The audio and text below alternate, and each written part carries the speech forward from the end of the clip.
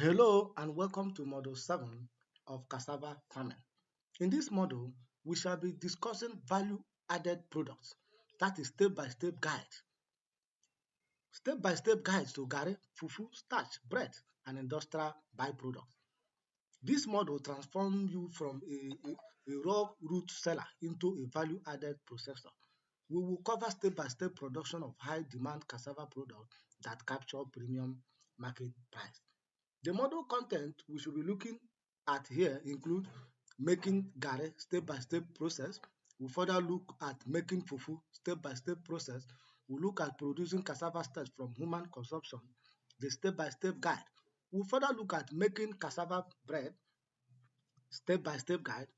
We will also look at other byproducts such as cassava flour, chips, ethanol, and animal feed before we draw our conclusion. By a word of introduction, why value addition matters, title from perishable root to profitable product. The bullet point here, fresh cassava deteriorates within 24 to 48 hours. Therefore, selling raw root is the lowest profit option.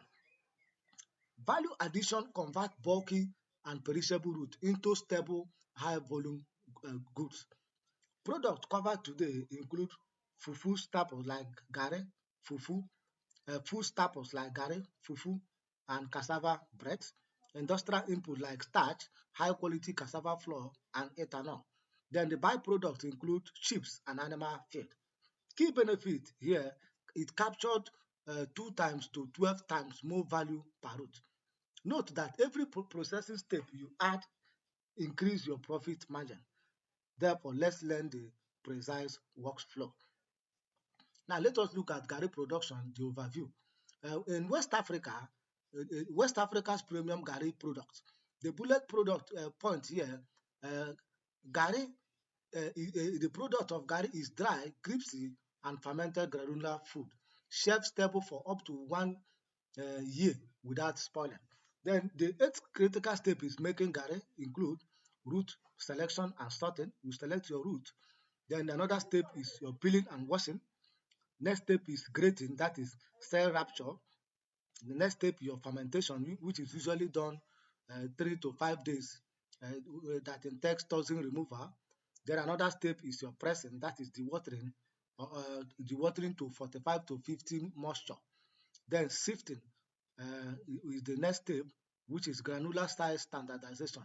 Then roasting, which is 85 degrees to 95 degree genitalization. Then your cooling and packaging. So these are steps involved in making garri. Then 2 types of garri include white garri, that is the one that involves no oil, versus yellow garri, the one that is involved with the use of palm oil. Note that garri is the most consumable cassava product in West Africa. Therefore, master this process and you have a guaranteed market. Now, let us look at garri critical quality control titled safety and shelf line parameter.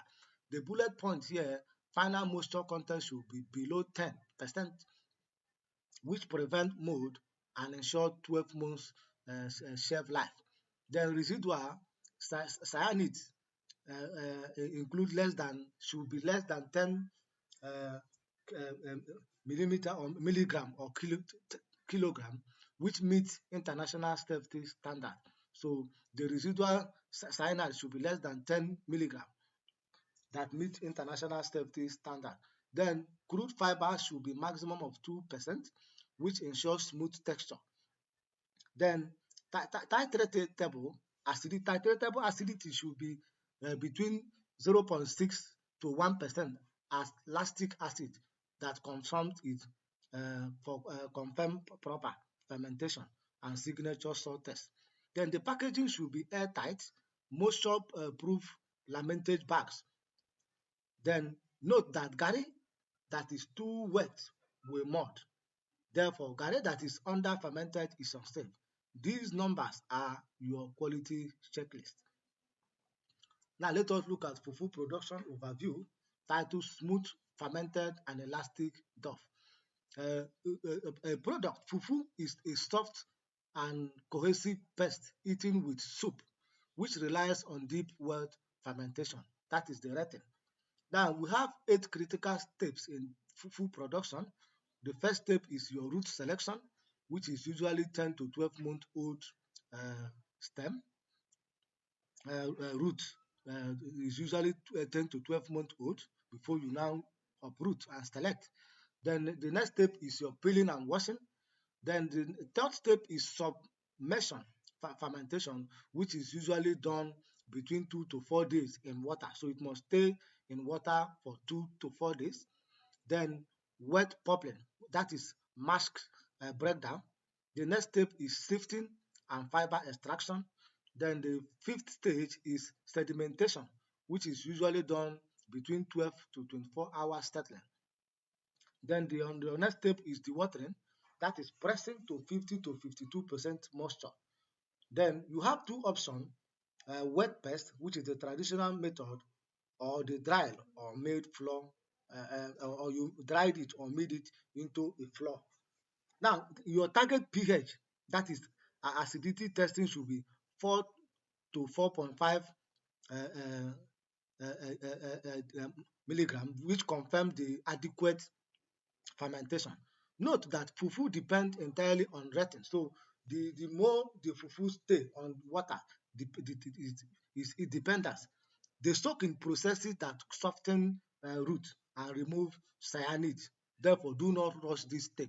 So this step is very, very important.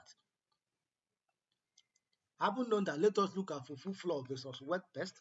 That is the two commercial pathway.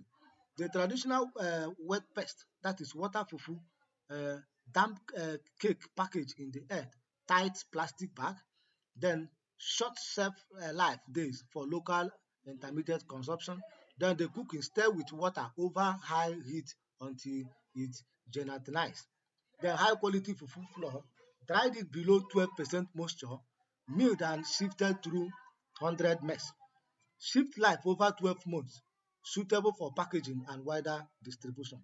Reconstitute with boiling water to confirm drought. Quality indicator, whiteness index above 90%, pure starch, no dirt or pale contamination. Note that fufu flour opens export and urban retail market. West pest is for nearby village stores. Know your target customer.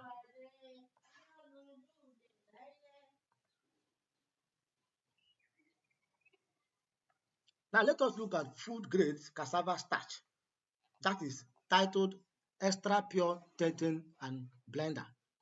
The product is that it is a fine white powder, natural taste, high viscosity, gluten free.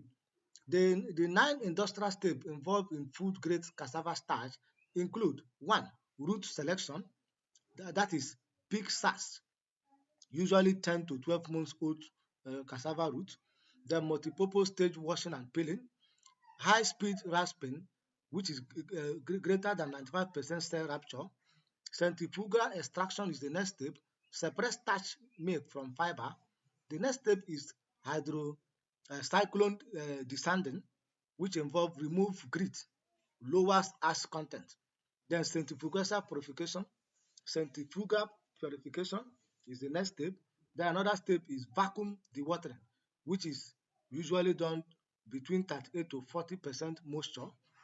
Then the next step is flash drying, that is drying at 130, between 130 and 150 degrees Celsius, usually 2 to 3 seconds, no genitalization. Then the last stage is milling, shifting, and packaging. Target whiteness in your starch production, minimum of 92 to 95%.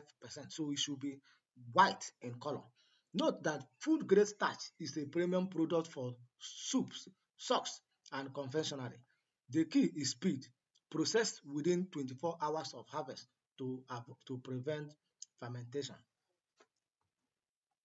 Now let us look at cassava bread, that is reducing wet import, titled 20% cassava flour substitution.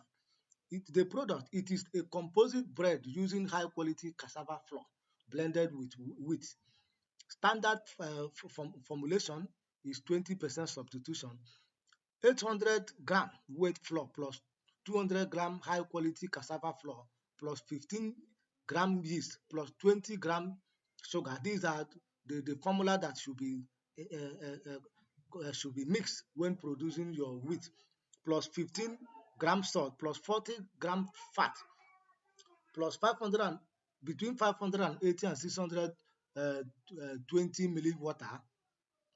These are the formula for your the formula composition. Then the step in the production of wheat. Step one, dry blending, that is wheat plus high quality cassava flour. Then the mixing and the needling, that is develop gluten matrix.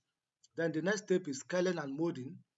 Then the next step is proving, which is 35 degrees to 38 degrees Celsius, usually 80 to 85% humidity, done between 50 and 65 minutes. Then the baking, which is usually done 200 degree to 210 degrees Celsius, usually done between 25 and 30 minutes. Then the next step is your cooling. You cool it between 2 and 3 hours. Then the last stage is slicing and your packaging. The high quality cassava flour requirement is 100% passes through 0.5 millimeters sieve, no gratitude texture. Note that above 20% substitution without gluten activities, the bread loses volume. Therefore, start with 10 to 20% for commercial success. Having known that, let us look at high quality cassava flour, the versatile industrial ingredient. The bullet point here, the product is unfermented and smooth white flour that substitute for wheat in baking or binder in adhesive mood.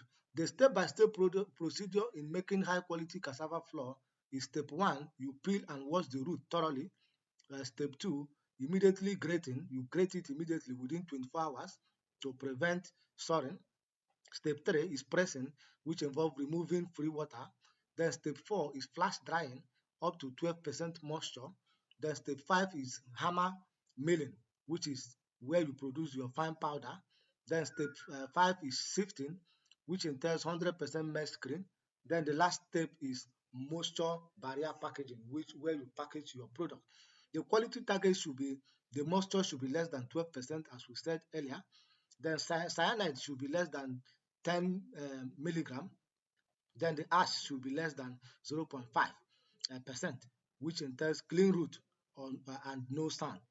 The market here include bakery. Your target market should be bakery, pasta manufacturer, and adhesive producers. Note, high quality cassava flour is your entry into industrial market.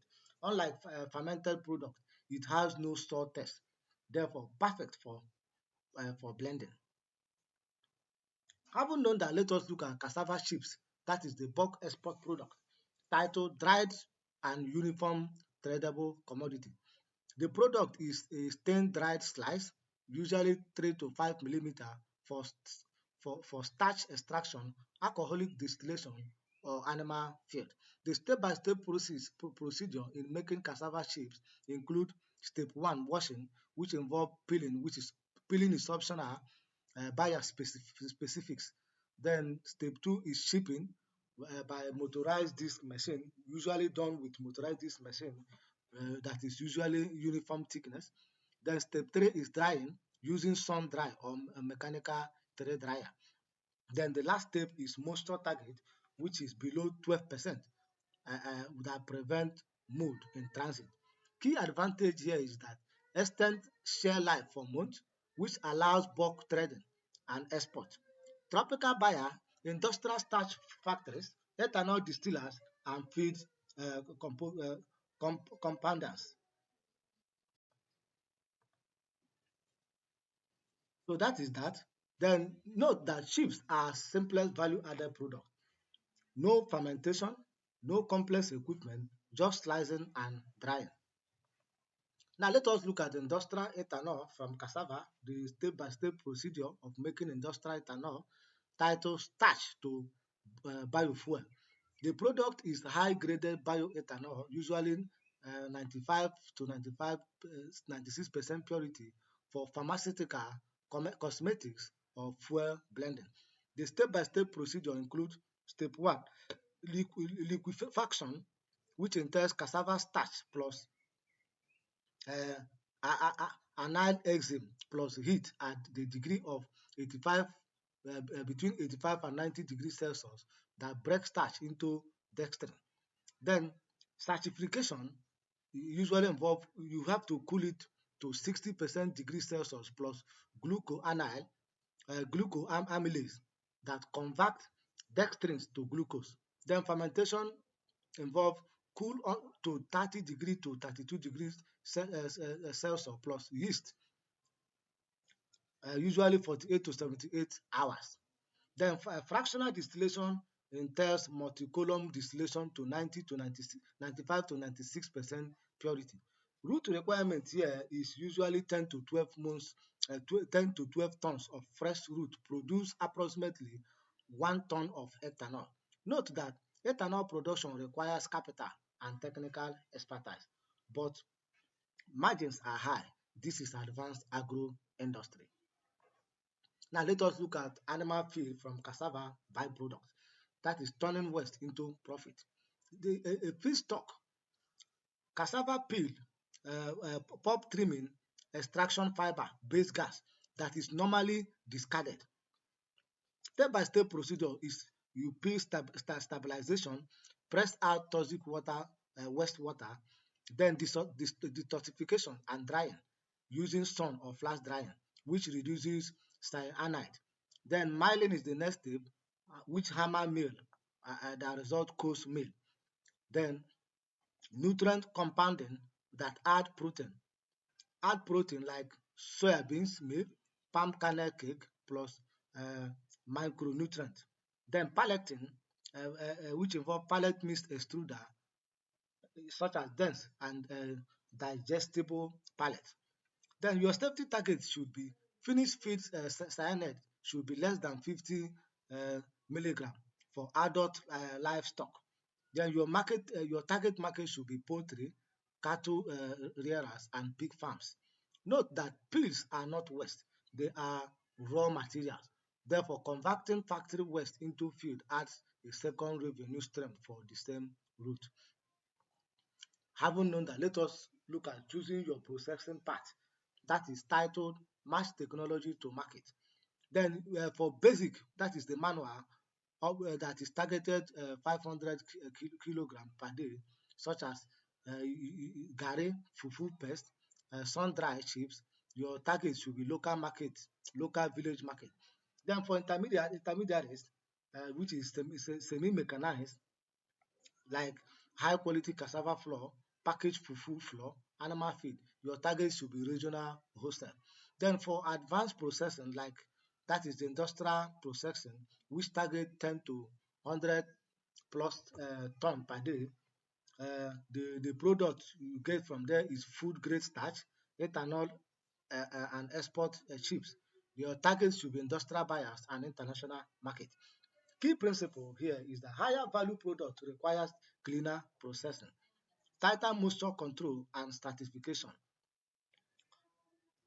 Note that start where you have capital and market access, then move up to the ladder. Each step increases your margin. In conclusion, value addition is the future. Capture maximum value from every root. Raw cassava is perishable and low margin. Therefore, processed products are stable and profitable. Master these are master these are core products like garri, fufu, starch, high quality cassava flour, chips, ethanol, and animal feed. The critical success factor depends on process fresh root within 24 to 48 hours, ferment properly like fufu and garri, or act fast like for starch and high quality flour, dry below 12% moisture that stops spoilage, packaged in a moisture-proof material. The final message here is that every root you process, every root you process rather than selling raw, put more money in your pocket and build a sustainable agribusiness.